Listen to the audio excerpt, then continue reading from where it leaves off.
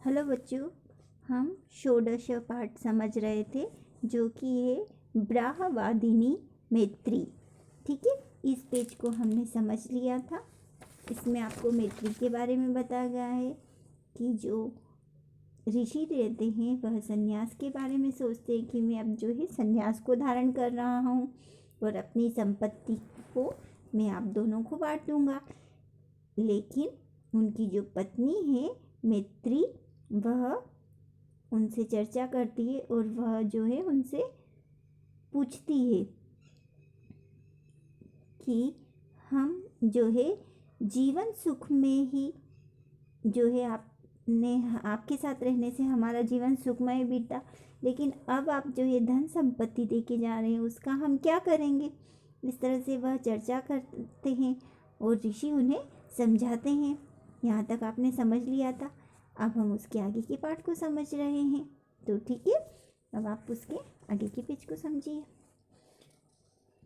ततः शुक्त्वा मैत्रेयी अवदत् यदि वितेन नाहम अमृता भविष्यामि तहि धनं स्वीकृत्य किम करोति यतः आत्मतत्त्व साधनम अस्ति तद वदतु भवान। अर्थात जो है हमने समझ लिया था कि भगवान इस ऐश्वर्य युक्त पृथ्वी पर मुझे अमृत पद प्राप्त होगा नहीं, धन से धनिक मनुष्य जैसे जीवन सुख में ही बिताता है।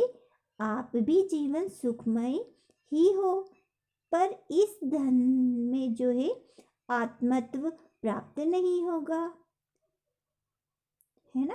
यानी इस धन से मुझे संतुष्टि नहीं होगी। तब उनकी पत्नी याज्ञवल्क्य बोलते हैं।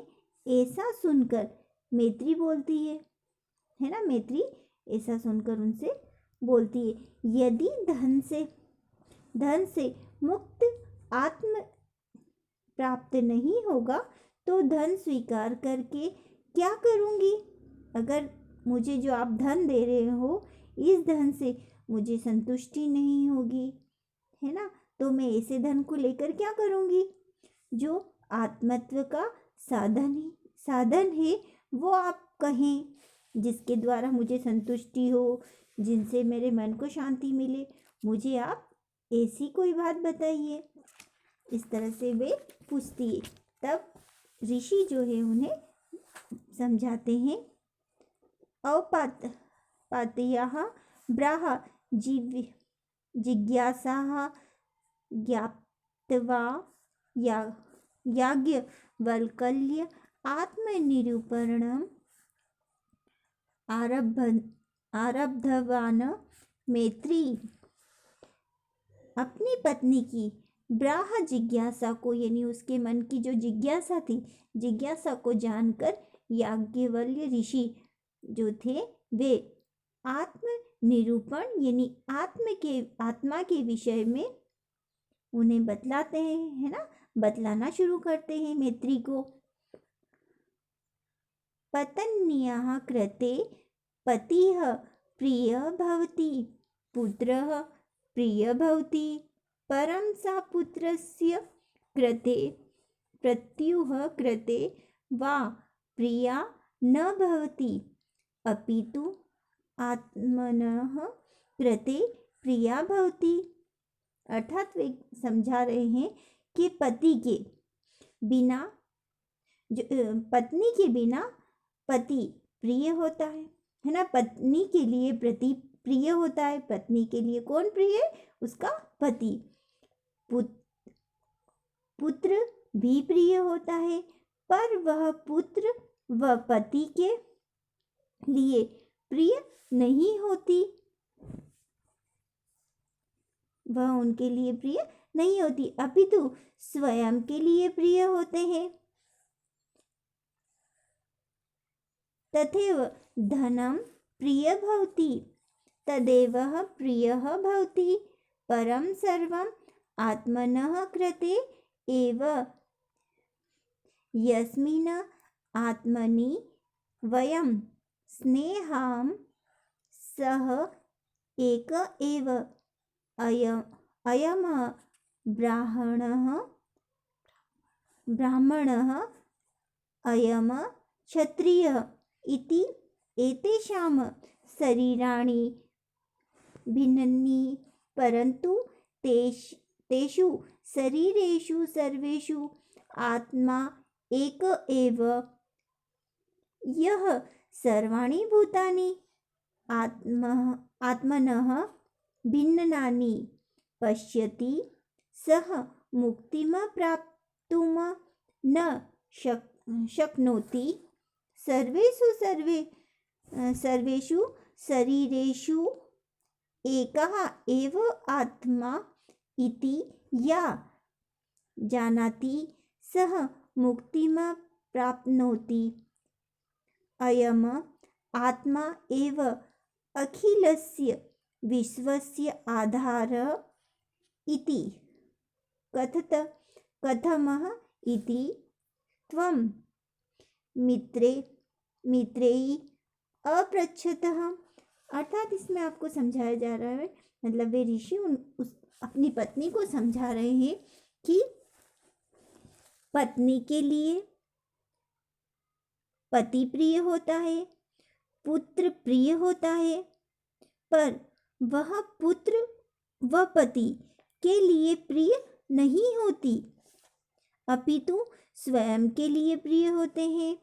वैसे ही धन प्रिय होता है, देवता प्रिय होता है, पर स्वयं के लिए नहीं, है ना। स्वयं के लिए ही जिस आत्मा से प्रेम करते हैं वह एक है। वह ब्राह्मण, क्षत्रिय इन सभी के शरीर अलग अलग होते हैं, परंतु इन शरीरों की आत्मा एक होती है ना। यानी इन शरीरों की आत्मा एक है। जो सभी प्राणियों की आत्मा अलग देखता है उसे मुक्ति प्राप्त नहीं होती है। सभी के शरीरों में एक ही आत्मा है। जो यह जान लेता है या जो यह जानता है उसे मुक्ति प्राप्त हो जाती है। यह आत्मा ही संपूर्ण विश्व का आधार है। कैसे, ऐसा मैत्री ने पूछा उनसे, है ना। यहाँ तक की बात जब उन्हें समझ में आ गई, लेकिन आगे नहीं समझ पाए तो कैसे उन्होंने पूछा कि किस प्रकार से आत्मा ही पूरे संपूर्ण विश्व का आधार बताई गई है, वह उसका प्रश्न पूछ रही है। तब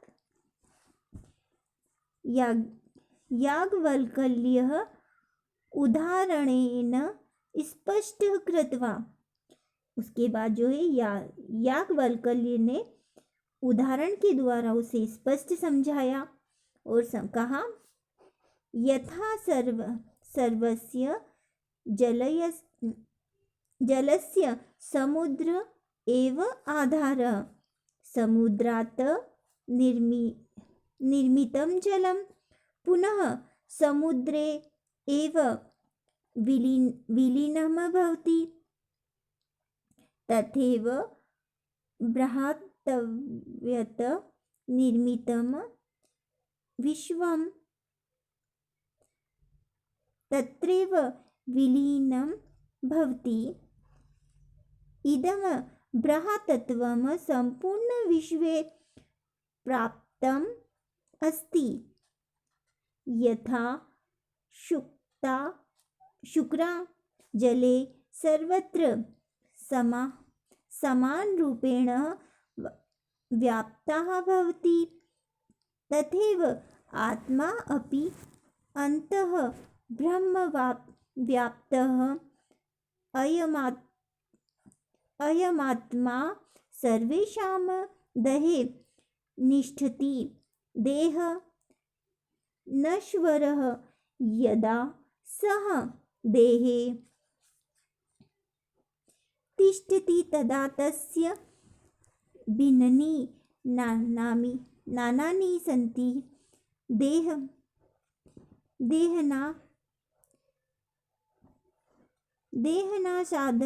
साधनतरम् आत्मा देहात् बहिः निर्गच्छति तदा तस्य कापि संज्ञा नास्ति, सः न नश्यति, तत्र विकाराः अपि न भवन्ति।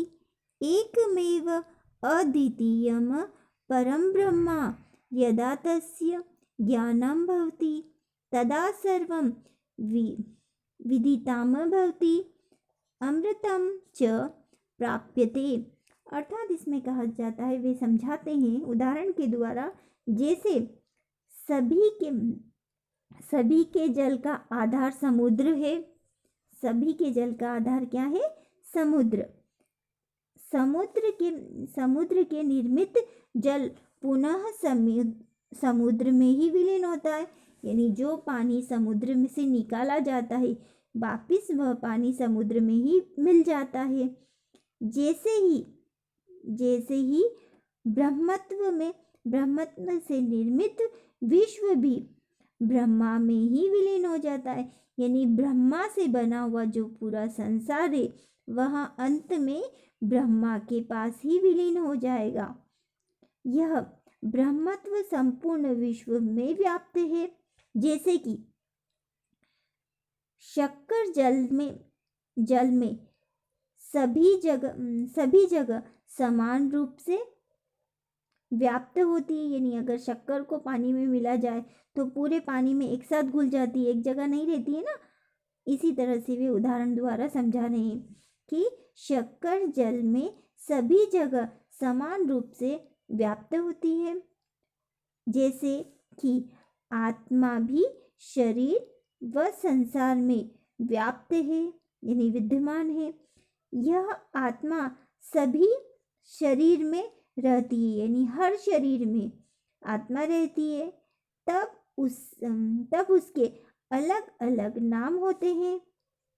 शरीर के नष्ट होने के बाद आत्मा शरीर से बाहर आ जाती है, तब उसको कोई नाम नहीं होता है, उसका कुछ नाम नहीं होता है, कोई संज्ञा नहीं होती है उसकी, है ना। आत्मा का कुछ नाम नहीं होता है, नष्ट हो जाता है शरीर तो वह लेकिन आत्मा नष्ट नहीं होती है ना। वह आत्मा जो होती है वह नष्ट नहीं होती है। पर ब्रह्मा एक है, अद्वितीय होता है, तब जो है सर्वनाम हो जाता है, यानी उसके वह परिवर्तित हो जाता है, सर्वनाम हो जाता है और अमृतत्व को प्राप्त हो जाता है, अमृतत्व की प्राप्ति हो जाती है। यानी वह आत्मा जो है सर्वनाम में हो जाता है, परिवर्तित हो जाता है और एक नाम से हटकर वह जो है विलीन होकर सर्वनाम में परिवर्तित हो जाता है और आत्म जो है अमृत की प्राप्ति कर लेता है। वह अस्य अमृतत्वस्य साधनं किम इति मैत्रेयी अपृच्छत। इस अमृतत्व का साधन क्या है, ऐसा मैत्री ने पूछा। तब ऋषि समझाते, तदा याज्ञवल्क्य उक्तवान, तब वह जो है बोलते हैं, आत्म साक्षात्कारः एव अमृतत्वस्य साधनम् इति ब्रह्मनिरूपणं कृत्वा याज्ञवल्क्य संन्यासं स्वीकृतवान् एव ब्रह्मवादिनी मैत्रेयी याज्ञवल्क्यात् ब्रह्मज्ञानं प्राप्तवती नास्ति कुत्रचित्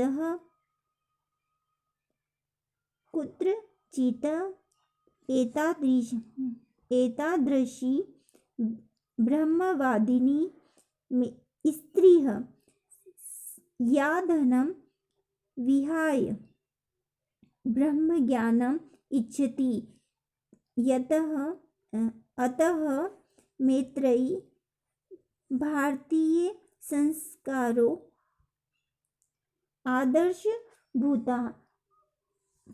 जब जो है मैत्री ने उनसे प्रश्न किया तब वे उन्हें समझाते हैं और बोलते हैं आत्म साक्षात्कार ही अमृतत्व का साधन होता है, यानी भगवान का और ईश्वर का मेल होना है। आत्म साक्षात्कार है ना, आपस में सामने आमने सामने इस तरह साक्षात्कार होना, वही अमृतत्व का साधन होता है।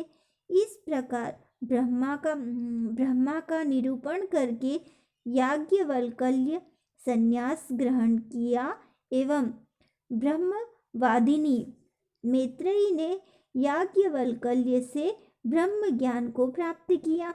इस प्रकार कोई स्त्री ब्रह्मवादिनी स्त्री नहीं है, यानी जिस प्रकार से मैत्री है इस प्रकार से और कोई ब्रह्मवादिनी स्त्री नहीं है। जिसने धन छोड़कर ब्रह्म ज्ञान की इच्छा प्रकट करी, धन की को छोड़कर उन्होंने ब्रह्म ज्ञान को प्राप्त किया। नहीं तो अगर वे उस धन को प्राप्त कर लेते तो ऋषि के द्वारा इस ज्ञान की प्राप्ति ही नहीं हो पाती, ब्रह्म ज्ञान की प्राप्ति के ब्रह्मा से किस प्रकार से जो है आत्मा का साक्षात्कार हो सकता है। इस तरह से इसीलिए मैत्री भारतीय संस्कृति की आदर्श स्त्री के रूप में उनका नाम लिया जाता है और आज भी जो है इस ज्ञान को ग्रहण किया जाता है। ठीक है, तो ये पाठ आपको अच्छे से समझ में आ गया होगा। ये शब्दार्थ आप लोग अच्छे से देख लीजिएगा। ओके।